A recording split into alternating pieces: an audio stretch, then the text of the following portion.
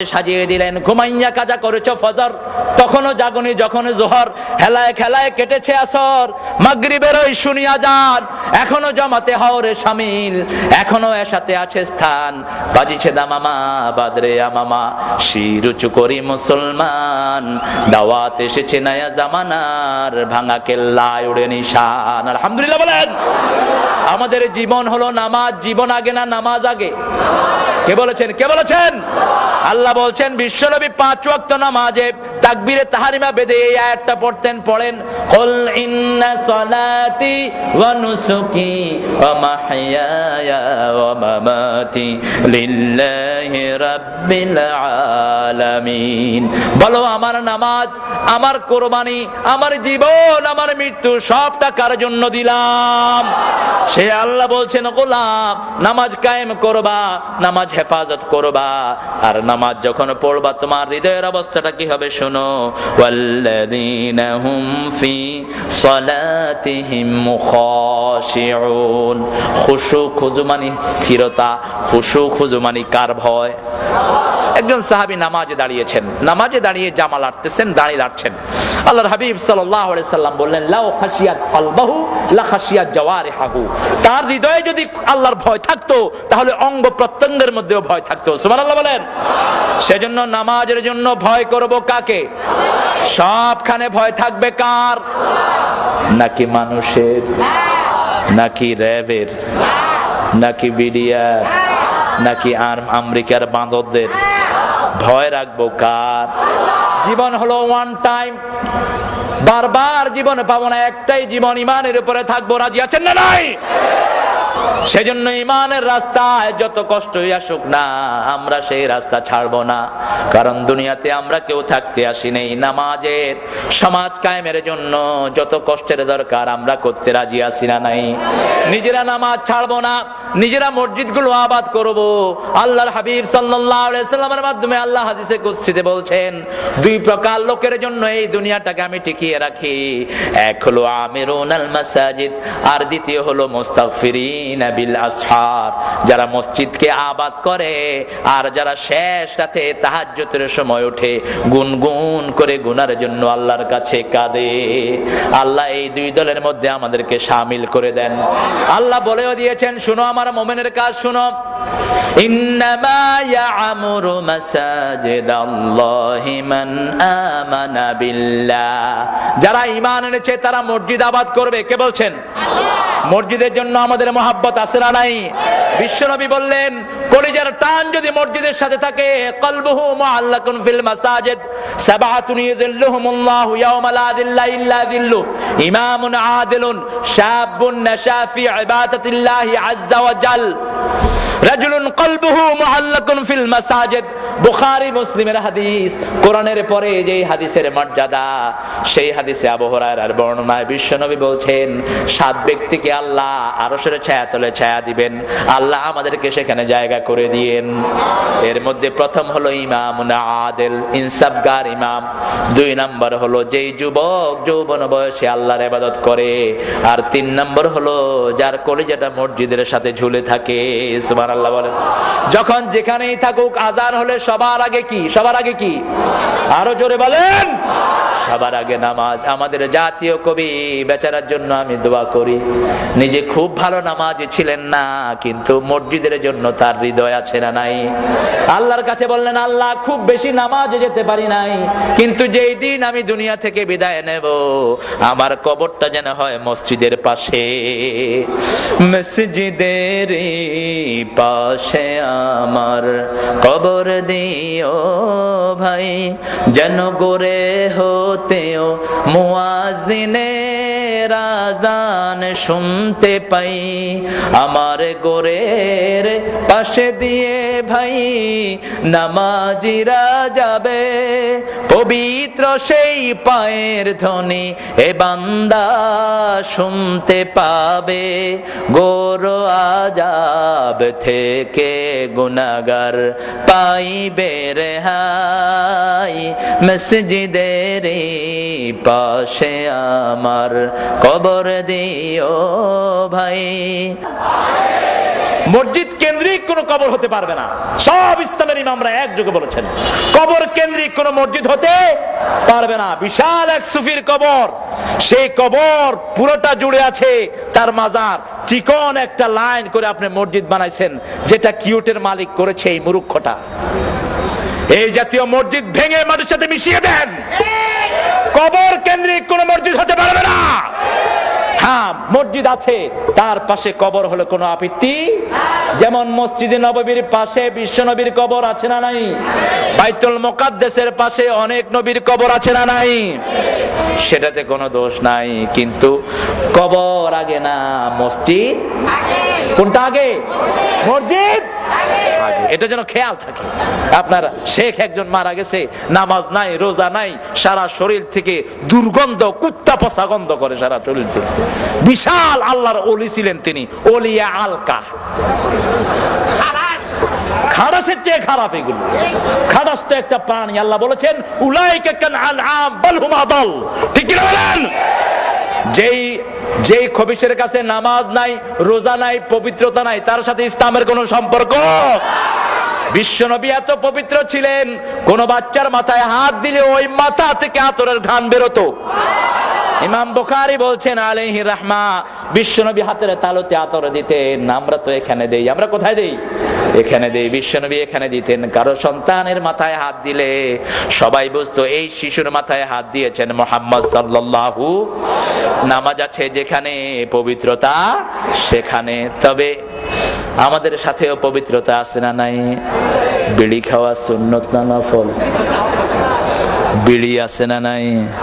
বিড়ি সুগন্ধ না দুর্গন্ধ? বিড়িতে অপচয় আছে না নাই? বিড়ি যেটা খায় ওটা জামাল নাড়া দিলেও জামার থেকে কিসের গন্ধ কয়? আবার পায়খানার ভিতরে বৈশা বিড়ি খায়, এরকম লোক আছে না নাই? আহারে, এই বিড়ির আবিষ্কারক হলো ইহুদির বাচ্চারা। পৃথিবীর সব অপকর্মের হোতা ইহুদি এবং মুশরিকের বাচ্চারা। আর ইসলামের জাতীয় দুশমন তারা কে বলেছেন? কে বলেছেন? লাতাজিদান্না আশাদ্দান নাসি আদাওয়াতান লিল্লাযিনা আমানুল ইয়াহুদ ওয়াল্লাযিনা আশরাকু। আল্লাহ বলেছেন ইসলামের জঘন্য দুশমন, মুমিনদের জঘন্য দুশমন হলো ইহুদির বাচ্চা এবং মুশরিকের বাচ্চারা। এদের সাথে আমাদের কোনো সম্পর্ক? সেজন্য প্রত্যেক নামাজে আল্লাহ খবর নেন শিরকের সাথে কোনো সম্পর্ক আছে কিনা। আমাদের জাতির পিতার দোয়াকে নামাজের মধ্যে আল্লাহ বেঁধে দিয়েছেন, ইন্নী ওয়াজ্জাহাতু ওয়াজহিয়া লিল্লাযী ফাতারাস সামাওয়াতি ওয়াল আরদ হানিফাও ওয়া মা আনা মিনাল মুশরিকিন।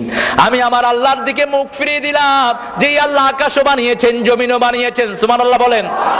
আকাশের কোনো কিছুর দিকে আমি মুখ ফিরাবো না। সূর্য আমার দেবতা নয়, চন্দ্র আমার দেবতা নয়, গাছ আমার দেবতা নয়, তুলসী গাছ আমার পূজনীয় নয়, সাপ আমার নয়। এই জমিনকে, গোটা জমিন যিনি বানিয়েছেন, গোটা আকাশ যিনি বানিয়েছেন, সেই আল্লাহর দিকে আমি মুখ ফিরিয়ে দিলাম, আর অন্য কাউকে দেব না। হানিফান ওয়া মা আনা মিনাল শিরকের সাথে আমার কোনো সম্পর্ক। আবার এই যে হজে যাচ্ছে এখন মানুষ, সেই হজে যাওয়ার সময় এই স্লোগানটা আল্লাহ নিয়েছেন কি নেন নাই? আল্লাহ বলেন, গোলাম এতদিন তো চুপচাপ ছিলি, ঘুমিয়েছিলি, এখন কি জন্য আমার কাছে হজ করতে আসলি? গোলাম জবাব দেয়, লাব্বাইক লা শারীকা লাকা লাব্বাইক। ও আল্লাহ, আমি আপনার কাছে হাজিরা দিতে এসেছি। এতদিন ভালো নামাজি ছিলাম না, কোরআনের দলে ছিলাম না, ইসলামের ভিতরে ছিলাম না, নাস্তিক মুরতাদদের পিছনে দৌড়ে দৌড়ে জীবন নষ্ট করেছি। আল্লাহ, আমি এখন বুঝেছি, এখন আমি আমার জীবনে সাদা মাটা কাফনের কাপড় গায়ে দিয়ে আমি হাজিরা দেওয়ার জন্য এসেছি। আগে যত কোটি লোক মুসলমান ছিল, এখন বাড়ছে না কমছে? প্রতিদিন বাড়ে না কমে? সেজন্য ঈমান আছে যেখানে, সফলতা সেখানে। নামাজ আছে যেখানে, সফলতা সেখানে। যার কাছে নামাজ নাই, তার সাথে নবীর কোনো সম্পর্ক, আল্লাহর কোনো সম্পর্ক। অনেক লোক আছে আমাদের সমাজে, কয় হুজুর নামাজ পড়ি না কিন্তু ঈমান খুব মজবুত। আছে না নাই? তো তোর বুকের হাড্ডির নাম কি ঈমান নাকি? তুই যদি ঘুষা দিয়া বুক ফাড়ায়ও ফালাস, তোর তো ঈমান থাকলো না। তোমাকে নামাজ পড়তে হবে। আমার নবী বলেছেন 5 ওয়াক্ত নামাজ যারা জামাতে পড়ে, ফাস্তাশহাদু বিল ঈমান, তাদেরকে মুমিনের সার্টিফিকেট দিয়ে দাও। আবার আল্লাহ বলেছেন বহু নামাজি আছে, তাদের নামাজগুলো আল্লাহর দরবারে পৌঁছে না। নামাজ পড়তে যায় কিন্তু তারা সেখানে অভিশাপ নিয়ে বাড়ি ফিরে আসে না নাই? ফাওয়াইলুল লিল, পড়েন, ফাওয়াইলুল লিল মুসাল্লিন আল্লাযীনা হুম আন সালাতিহিম সাহুন আল্লাযীনা হুম ইউরাউনা ওয়া ইয়ামনাউনাল মাউন। ওই মুসল্লিদের জন্য অভিশাপ কে বলছেন? আরো জোরে বলেন, কে বলছেন? যারা নামাজের ব্যাপারে উদাসীন, নামাজ পড়ে কি পড়ে জানে না, নামাজ পড়ে সমাজে সে আরেক বেনামাজি নেতার পিছনে চলে আসে না নাই? নামাজ পড়ে ঠিক কিন্তু সুদের আন্দোলন করে, আছে না নাই? নামাজ পড়ে ঠিক কিন্তু সুদী ব্যবসায়ী করে। আল্লাহ রাব্বুল আলামিন বলেছেন, তোমরা যদি মুমিন হতা কখনোই সুদী ব্যবসা করতে না, ঠিক না বে ঠিক? সেজন্য আমার আল্লাহ রাব্বুল আলামিন বলছেন, গোলাম যারা নামাজ পড়বে না এরা প্রথম জাহান্নামী হবে। কার কথা? কার কথা? يتساءلون عن المجرمين ما سلككم في سقر لم نك من المصلين ولم نك نطعم المسكين। কার কথা? মুজরিমদের ব্যাপারে প্রশ্ন এসেছে। আল্লাহ বলবেন, কোরআনের ভিতরে শিখিয়ে দিয়েছেন, জান্নাতীরা যখন বলবে, ও ভাইরা তুই তো বড় ব্যবসায়ী ছিলি, তুই তো বড় নেতা ছিলি, আজকে জাহান্নামী হলি কেন? সাথে সাথে সে বলবে, এমন দল করেছি নেতাও বেনামাজি আমিও ছিলাম বেনামাজি। এমন দল করেছি যেই দলে নামাজের কোনো কর্মসূচি ছিল না, ঠিক না বে ঠিক? যেই দলে মিসকিনকে খাওয়ানোর কোনো সিস্টেম ছিল না। কারণ নামাজ আছে যেখানে খাওয়া দাওয়া, যেই মাসে নামাজ বেশি খাওয়া দাওয়া বেশি না কম? কোন মাস? আরো জোরে বলেন, খাওয়া বেশি না কম? আমি এক হুজুরকে নিয়ে ইফতারি করছিলাম, ফট করে উঠছে। বললাম, হুজুর কি হয়েছে? কয় পাজামার রশি ছিঁড়ে গেছে। বললাম, ভাই আর খায়েন না? কয় হুজুর অর্ধেকও খাইনি। বললাম, খান খান খান। আরেক জায়গায় দেখি একজনে বাইগুনি খাচ্ছে আর চুল কাচ্ছে। বললাম, বেগুনি খেলে ভাই চুলকালি বাড়ে? কয় খাইতেও মজা চুল খাইতেও মজা। রমজানের কি মজা, সুবহানাল্লাহ বলেন। এই মজা দিয়েছেন কে? রমজানের মতো যদি সারা বছর নামাজ পড়তেন, সারা বছর আপনার ঘর আপনার বাড়িকে আল্লাহ বরকত দিয়ে ভরে দিতেন। মক্কা মদিনার বদনামি আমরা করি, অনেকেই করে, কিন্তু মক্কা মদিনার মতো ইসলাম কিয়ামত পর্যন্ত কোথাও আসবে না। মক্কা মদিনার লোকেরা সুযোগ পেলেই নামাজে দাঁড়ায়, সুবহানাল্লাহ বলেন। আমার নবী যখনই একটু কষ্ট অনুভব করতেন নামাজে দাঁড়িয়ে যেতেন আর বলতেন, আমার উম্মতেরা সল্লু কামা রাআইতুমুনি উসাল্লি, আমি যেইভাবে নামাজ পড়েছি আমার মতো নামাজ পড়ো। কেউ যদি বিশ্বনবীর তরিকা অনুযায়ী নামাজ পড়ে জীবনে কোন রোগ তাকে স্পর্শ করবে না, সুবহানাল্লাহ বলেন। নামাজের ভিতরে সব রোগের ঔষধ আছে না নাই? একটু ভালো করে নামাজ পড়ে দেখেন। 2 রাকাত নামাজ পড়েছেন আমার নবী, সারা রাত কাটিয়ে দিয়েছেন।